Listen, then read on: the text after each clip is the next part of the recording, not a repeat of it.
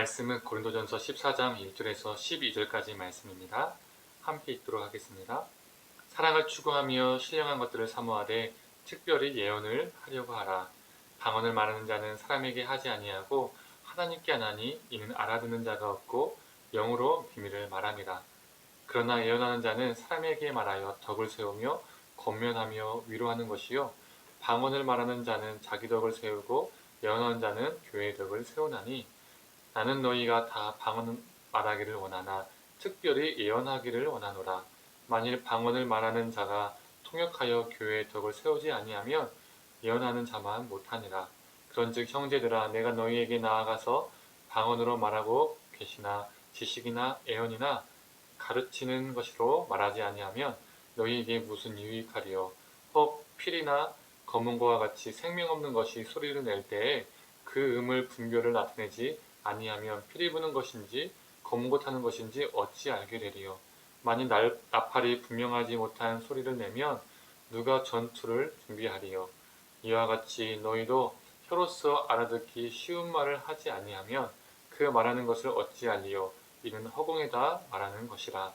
이같이 세상에 소리의 종류가 많으나 뜻없는 소리는 없나니 그러므로 내가 그 소리의 뜻을 알지 못하면 내가 말하는 자에게 왜곡인이 되고 말하는 자도 내게 왜곡인이 되리니 그러므로 너희도 영적인 것을 사모하는 자인즉 교회의 덕을 세우기 위하여 그것이 풍성하기를 구하라.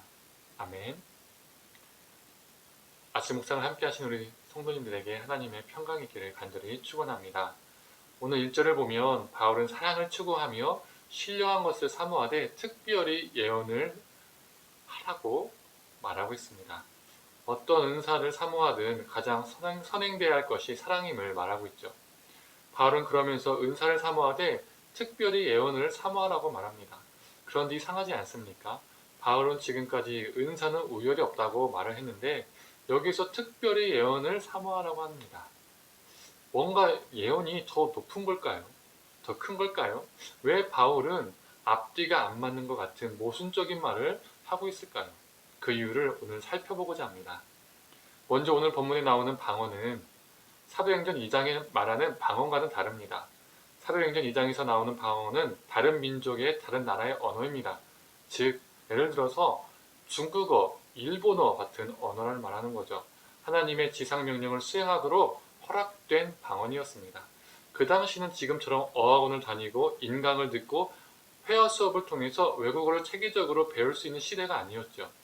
지금도 아무리 체계적인 학습법을 가지고 있어도 또 배운다 하더라도 영어 학원을 오래 다닌다 할지라도 그 습득하는 데는 그리고 원활하게 외국인과 대화하는 데는 몇 년의 시간이 걸립니다.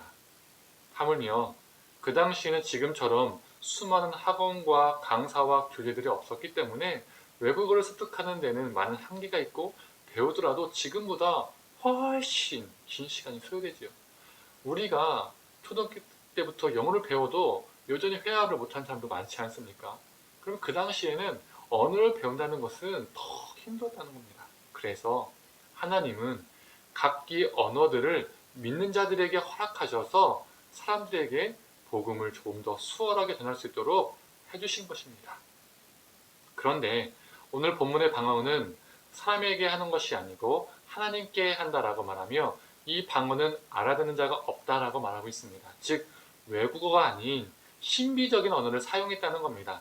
알아들을 수 없는 뭔가 신기하고 신비적인 묘한 말들을 하니까 고린도 교회 성도들은 이 방언을 사모했던 것 같습니다.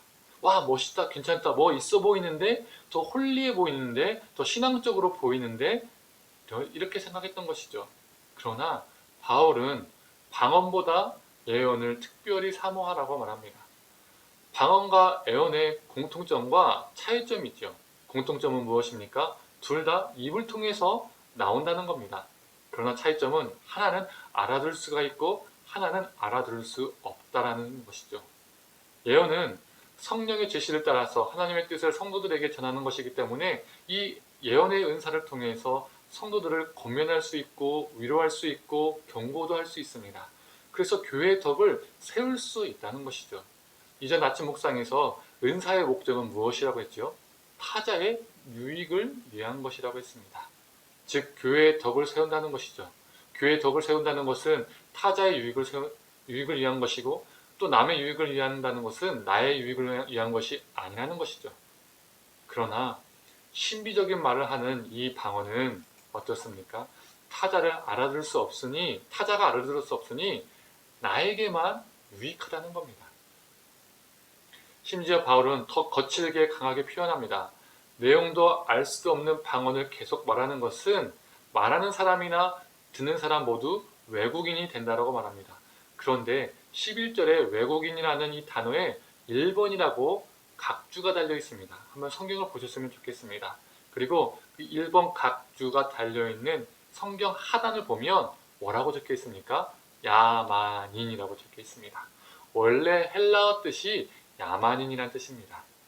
그 소리의 뜻도 알 수 없는 방언을 계속적으로 말하는 것은 화자나 청자에게나 야만적인 행위가 된다는 것이죠. 왜 바울은 그 뜻을 알지도 못하면서 방언을 계속 말하는 것을 야만적인 행동이라고 표현했을까요?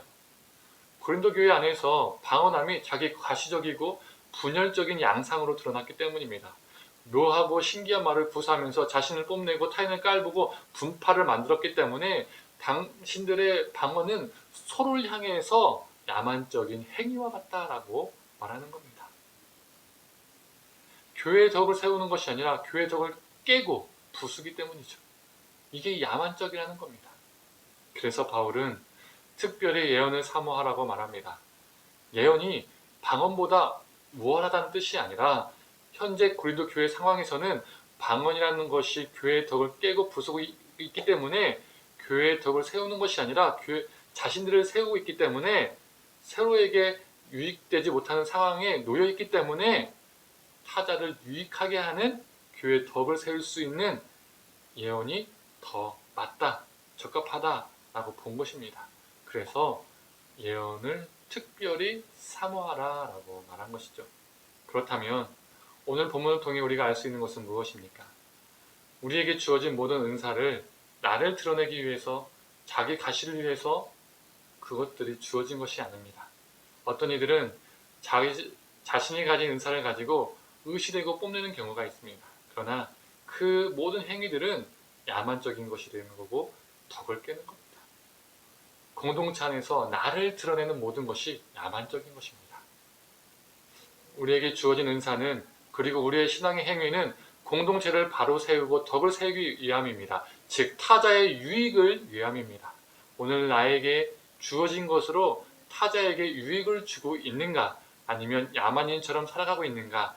야만인으로서 타자를 죽이고 있는가? 라는 혹시 그렇게 살고 있진 않은가라는 것을 점검하고 야만인이 아닌 타자를 유익하게 하는 자로서 오늘 하루도 살아가기를 간절히 소망합니다.